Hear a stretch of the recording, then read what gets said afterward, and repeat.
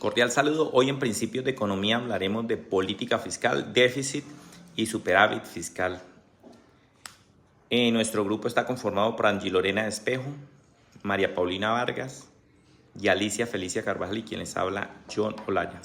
La política fiscal es esa herramienta que tiene el Estado para analizar y tomar decisiones con referencia a los impuestos, gastos y el endeudamiento. Su finalidad es influir sobre la eficiencia y estabilidad y equidad económica en su país. Hay dos ramas o dos clases de política. Hay una política expansiva, que es cuando la economía necesita un estímulo. El gobierno puede aplicar esta política aumentando el gasto público y reduciendo los impuestos. Esto busca incrementar la demanda y dinamizar la producción y el empleo. Por el otro lado, tenemos una política fiscal contractiva, la cual busca disminuir la demanda agregada, principalmente cuando existen presiones inflacionarias.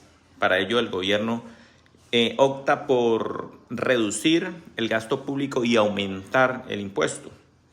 En el caso de nuestro amigo Carlos, en su empresa de calzado, aunque los impuestos representan un costo para su empresa, esto es necesario porque permite financiar el gasto público. ¿En qué situaciones? Educación, salud, infraestructura y seguridad. Por esta razón, el cumplimiento de impuestos, en vez de ser algo contributario, también es una obligación legal para que pueda el Estado tener su desarrollo y una economía más fluida. Gracias. Buenas noches, mi nombre es Angie Lorena Espejo Cardona y me correspondió la pregunta número 2. Hoy vamos a hablar sobre el gasto público y las fuentes de ingresos del Estado, relacionándolo con el caso de Carlos, quien tiene una empresa de calzado y se pregunta por qué debe cumplir con el pago de sus impuestos.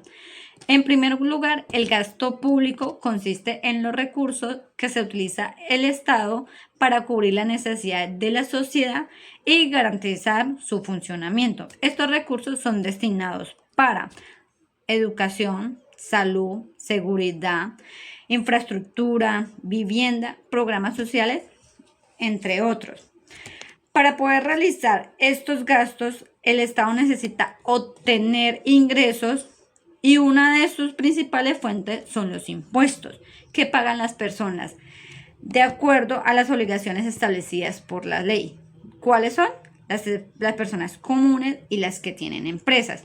También existen ingresos como no tributarios, ingresos de capital y regalías, transferencias y recursos que provienen de financiamiento. En el caso de Carlos, aunque el pago de los impuestos representa un gasto para su empresa, estos recursos son muy importantes porque permiten el estado financiero y poder pagar los servicios públicos y realizar inversiones y atender a las necesidades de la población. Además, la política fiscal permite al gobierno utilizar los ingresos y el gasto público como herramientas para influir en la economía. Esto es especialmente importante para los ciclos económicos. Por ejemplo, durante una etapa de crisis disminuyen la producción, el consumo y la inversión, mientras que en una etapa de auge aumenta la producción en el empleo y su consumo. Para concluir este tema, pagar los impuestos de manera cumplida no solo es una obligación legal para Carlos, sino también contribuye al financiamiento del Estado y el desarrollo económico y social para nuestro país. Carlos debe pagar los impuestos, no solo por la obligación legal y constitucional en Colombia, sino porque el pago de los impuestos ayudan al sostenimiento del Estado y porque el pago de los impuestos que realizan los colombianos son invertidos en salud, educación y seguridad. Además, no solamente se beneficiaría Carlos, se beneficiaría la empresa y los trabajadores. También se beneficiaría la comunidad donde está ubicada la empresa de Carlos. La empresa tendría acceso sin restricciones a un sistema financiero. Podría acceder formalmente a créditos. Estaría reconocida ante Cámara de Comercio. Tendría facilidad de contratos con entidades gubernamentales y con proveedores. Además, habría tranquilidad no solo para Carlos, sino para sus trabajadores. Tendrían mayor estabilidad.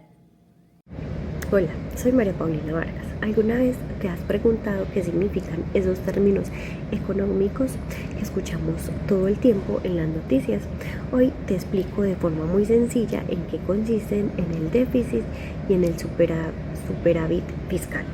Empecemos con el déficit fiscal. Ocurre cuando los gastos del Estado son mayores que sus ingresos, es decir, el gobierno gasta más de lo que recauda, que implica que para cubrir ese faltante el Estado debe endeudarse o usar sus ahorros. Por ejemplo, si recauda 100.000 millones de dólares pero gasta 120.000 millones, tiene un déficit de 20.000 millones.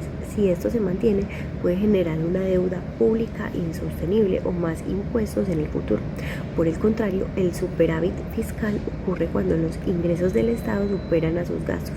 Al gobierno le sobra dinero. Siguiendo el ejemplo inverso, si recauda 120.000 millones y gasta 100.000 millones, obtiene un superávit de 20.000 millones.